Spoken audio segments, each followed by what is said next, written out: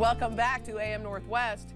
Do you have the right pantry staples to get you through a snow day or two? Here to share the ingredients they always have on hand, we welcome back the authors of the all-new The Look and Cook Air Fryer Bible, Bruce Weinstein and Mark Scarbrough. Good to have you back again.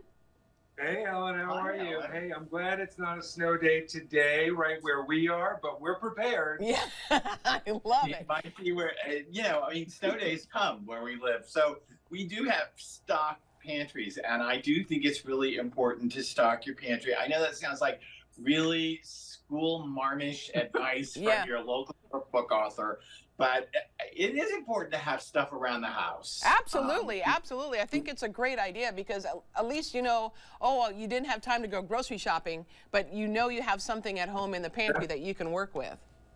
So what I want to know when we're done with this is how many of these things you have in your pantry, Ellen, okay?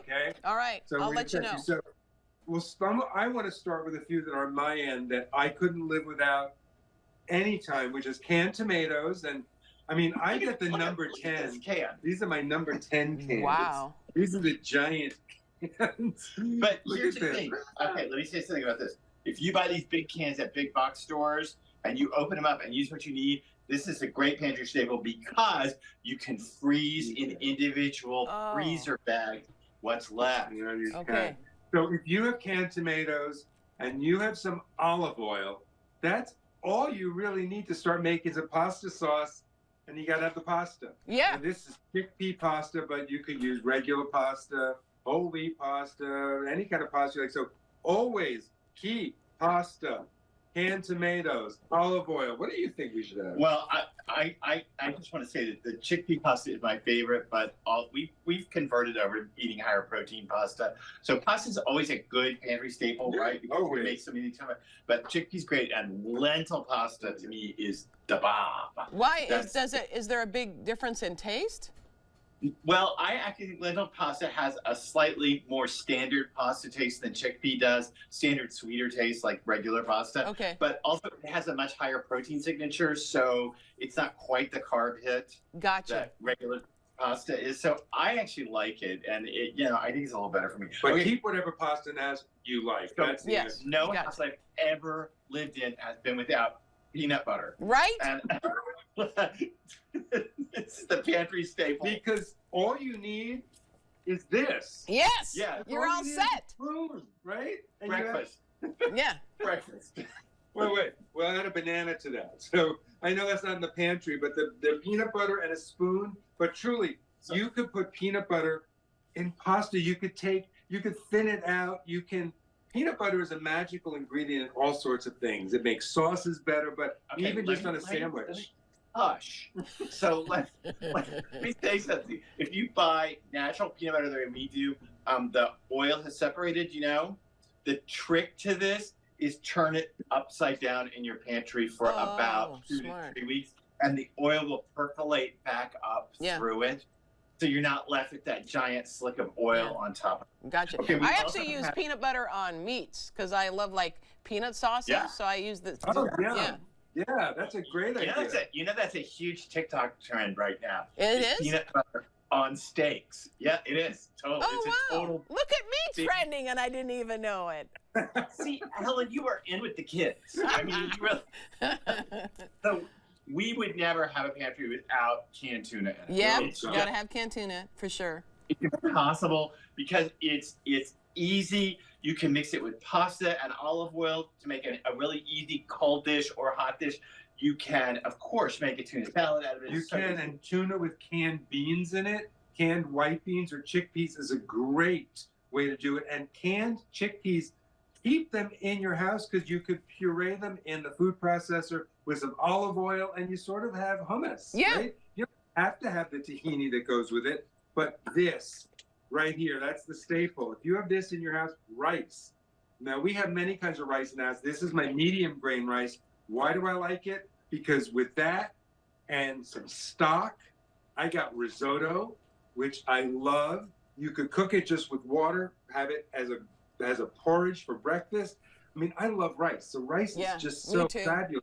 And you can add all sorts of other wonderful things to it, like dried mushrooms. Right. Dried mushrooms, really? Yeah. love dried mushrooms. Dried mushrooms are so great, and it's so nice to go into Asian markets and see a giant selection of dried mushrooms. I think these are shiitakes, right? Yeah, these But are shiitakes. dried mushrooms are so great because they rehydrate in water, and when you rehydrate them in water, you just made mushroom stock.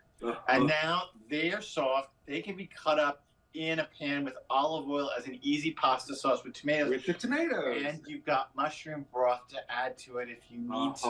Wow. And what is a good bean soup from dried beans? These are fava beans, but you can have any kind of beans in your house. Dried white beans. You can have dried lentils, dried black beans, and you could put the mushrooms in them. You could put the canned stock. You could use the tomatoes. So you can see we're building a whole bunch. And here's the thing with peanut butter. Peanut butter and tomatoes in a soup can be really delicious. It's a very African flavor combination, putting peanut butter in a tomato-based soup. Oh, God, I'm going to try that. Okay. It's the whole thing is peanut butter, sweet potatoes, and tomatoes in a soup, and then lots of hot chilies. Oh, okay. So I make sure these are here because of more. So now I'm going to talk to you the way I was brought up. So I was brought up like this, and how I was brought up is that you got to have flour and shortening in your house. Yep. Because nobody can't have no pie crusts without flour and shortening.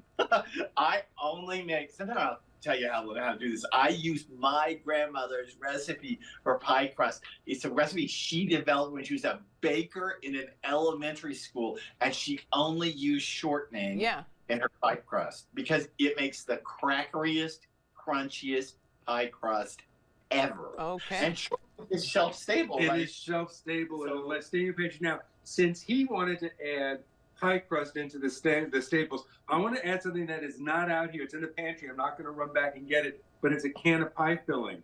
You can have peach, apple, blueberry. If you're going to make a pie crust on a snow day, you got to have your blueberry cherry pie filling, right? So that's you got to make a pie if it's snowing. And then what's in the can right in front, right next to the there we go. Oh, this one is chicken stock. You chicken must stock. have chicken Okay, stock. yeah, you have to have chicken stock. Use it for risotto or soups.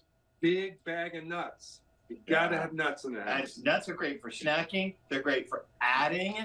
Grind up a few nuts with garlic and olive oil for a really easy pasta sauce. And remember, if you buy a giant bag of nuts, divide it up and keep them in the freezer, and that way they won't go rancid on you. Yeah, there you go. Wow, you know what? I'm feeling pretty proud. I got everything but the dried mushrooms and the nuts. I do have the lard. I've got the old Crisco can that I think your mother would have appreciated. my grandmother would have appreciated, yes. Great tips, you guys. Absolutely love it. We want to tell everyone your book again is titled The Look and Cook Air Fryer Bible. Mark and Bruce, thank you both so much. Great ideas.